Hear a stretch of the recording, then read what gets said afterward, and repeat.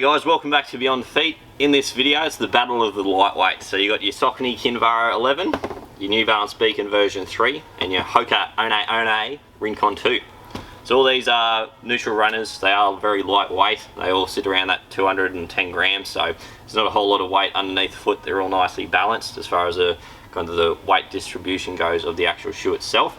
These are targeted as someone with more of a stronger foot. I personally have a weaker foot and actually like all three of them. They just feel a bit different underneath the foot. So if you are wanting that shoe that you don't really notice you got on your foot that's a bit lighter, there's not a whole lot of going on. There's very simplistic, nice and breathable uppers. All these three do that job, and they all just do the cushioning in a slightly different manner. So the Rincon's a slightly bit more of a energy responsive shoe. You do sink into the Beacon version 3 a bit more, and the Kinvara 11 is kind of a happy medium between both. So if you are liking, say, the Hoka Clifton and end up wanting something a bit lighter weight, even though the Clifton is quite lightweight, the Rincon 2 is its counterpart. Same with the New Balance 1080. If you do want something that's a bit lighter weight than that, your Beacon's a good speed workout shoe using the fresh foam as well. And if you are using either a Ride or a Triumph by Saucony, you want something a bit lighter weight for those speed workouts, the Kinvara 11 works sweet for that. So durability wise, as far as the outsoles go, most of your weight does come from an outsole in a shoe, plus if you have too much componentry in the midsole itself, that's where most of the weight comes from. So with these outsoles, there's not a whole lot of rubber distribution underneath them. They're just in a high wear spot. So with your Kinvara, you just got the XT900 carbon rubber in your heel as well as your medial side on that toe off. So it's durable where it needs to be, in the high wear spots. Very similar to the New Balance Beacon version 3. Still the same as far as the rubber distribution goes there. Not as much on that toe off. I'd personally like if they swapped that rubber bit there and moved it a bit towards the toes, but very durable as far as the rubber goes. And with the Hoka Rincon, a bit more durable rubber underneath that forefoot. So if you do find yourself wearing out the forefoot on shoes more than the heel landing zone or even that lateral side, the Rincon ends up being a bit more durable for yourself out of these other two. Not a whole lot of rubber in between the heel as well as your forefoot, and all these is basically exposed foam.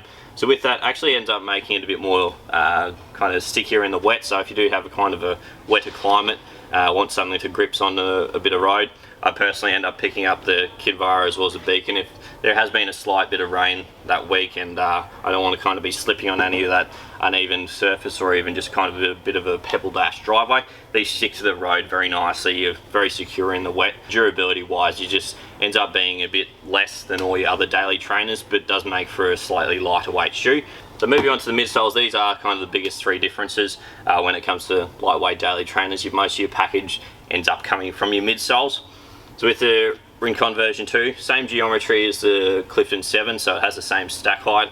It's a 29 to 24 mil stack height. It does run with that 5 mil drop. I find it's slightly bit more firmer than the Clifton 7, so it does have a slightly bit more of that energy return. You don't sink into it too much. It's just a balanced shoe. I did find this does have a slightly, it feels like it has a slightly bit of a higher offset than the 5 mil. I'm not sure why. I just felt like my heel was a bit more raised than 5 mil. It works for that bit more of that energy return shoe. So if you want something that you don't sink in too much, want a slightly more of a firmer ride underneath the foot that gives you a bit more back, the Rincon will actually work nicely for you. With the Beacon, it is that bit more of a softer shoe, so you're not going to get as much energy return out of the Beacon version 3. This does kind of soften up, I felt, as most of the fresh foam series does, around that 70 to 80k, so you end up sinking into it a bit more around that kind of mileage. If you do want to sink into a shoe more, the Beacon works great for that. If you're wanting a slightly bit more propulsive shoe, I'd probably look at the New Balance Propel, since it does give you a bit more energy return. But as far as the fresh foam series goes, it is that slightly softer, a bit more of a plusher feel underneath the foot. Then with the Power Run that the Saucony Kinvara uses, it's kind of in between both of these, so you still do sink into it a bit, but it gives you that nice snapback. I've probably done about two 20k runs in the Kinvara 11 so far. Is probably one of my favourite lightweight daily trainers as far as the series has gone. I love the 8, 9, 10 was all ordinary, and 11's gone back to quite a solid lightweight daily trainer. So the Power Run isn't as stable of a midsole as the other three, so you do have a slightly bit more flexibility throughout the whole shoe, whereas the Beacon is quite stable for a neutral shoe. There's not a whole lot of torsion. Then with the Rincon, it is quite a stable platform, so it's probably the most stable out of the whole three. So if you do find yourself needing that slightly bit more guidance throughout the shoe, I would probably look at the Rincon series. I personally love the Beacon since it isn't that flexible. Still quite a lot of stack height underneath the foot and still a lot of cushioning underneath that forefoot. But if you are wanting that, yeah, a bit more of an energy return shoe as far as a daily trainer lightweight shoe goes, I would look at the Kinvara as well as the Rincon. You got a slightly bit more cushioning underneath the Rincon, does take a bit of jarring out of the body. And if you do want that slight bit of a softer shoe, I would personally lean you towards the Beacon. So my personal favourites out of these, like, they're all ripper shoes. Yeah, like, you honestly couldn't go wrong with any three of these. I personally would choose the Beacon.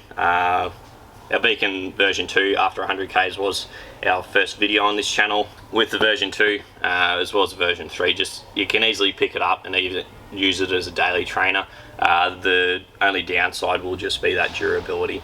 Moving on to the uppers, so they're quite a slim fitting shoe. I'd probably say the Kinvara is a slightly bit more of a shallower shoe, so if you do find yourself that you need a bit more depth in a shoe, the Kinvara 11 won't work for you. It does have a gusseted tongue, which I find great, whereas the other two don't, so the tongue won't be slipping down to that lateral side or medial side. Just keeps in that neutral stance on that midfoot section, and it just doesn't slip anywhere. Nicely dialed in toe box, so bit more of a tapered fit. I do take a size 12 in both the Kinvara as well as the Beacon, and I have gone down to 11.5 in the Rincon since it does fit a slightly bit longer. So these both do fit very similar, but if you are looking at the Rincon yourself, I probably would look at a half size down on both these, since it does fit that slightly bit longer. The size 12 on me just felt a bit sloppy. Yeah, very breathable upper on all these. You got a slightly bit more depth to the overall upper on the Rincon series since it does have a bit more volume throughout that midfoot section. So if you do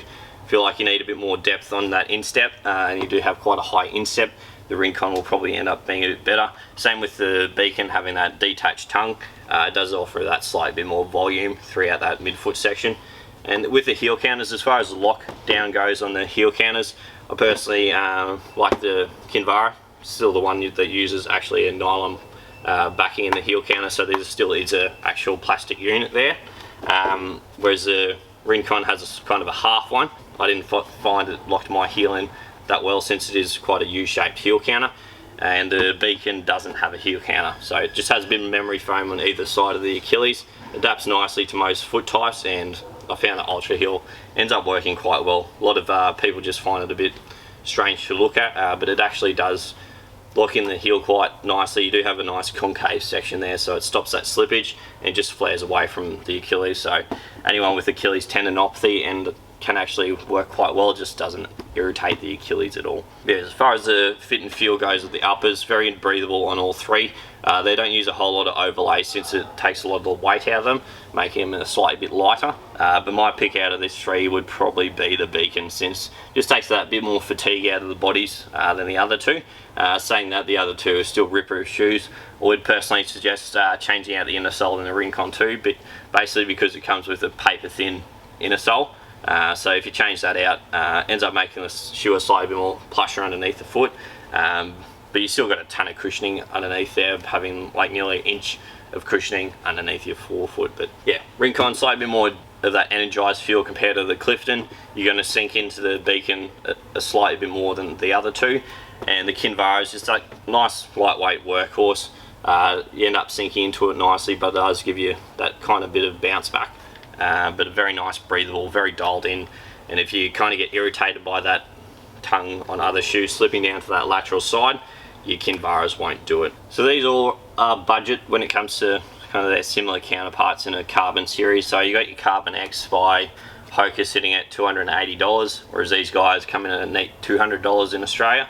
And the same with your, there's quite a lot of carbon plated shoes by New Balance. They just released their Fuel Cell Elite, and I think that comes in at about $300 odd, whereas the Beacon sits at a nice $180. Same as the Kinvara. Your Endorphin Pro sits at $320, and the Kinvara comes in at that $190. So as far as a lightweight shoe goes, and if you don't end up wanting to spend another $100 when it comes to having a carbon plate in these shoes, you're going to get a similar run. You probably won't end up getting as far as a PV goes But if you don't have that money to spend or make a luxurious choice to go to the carbon plated shoes, all these three are ripper shoes in their own brands and can easily sort you throughout those slightly bit more of a faster pace, a bit more of a speed workout shoe. If you've got any more questions about any of these three individually, if you're trying to compare two of them yourselves, let us know in the comments. Hopefully I touched on quite a few points when it comes to these three. Hit the subscribe button, turn on the bell, and give us one of them ones. See ya.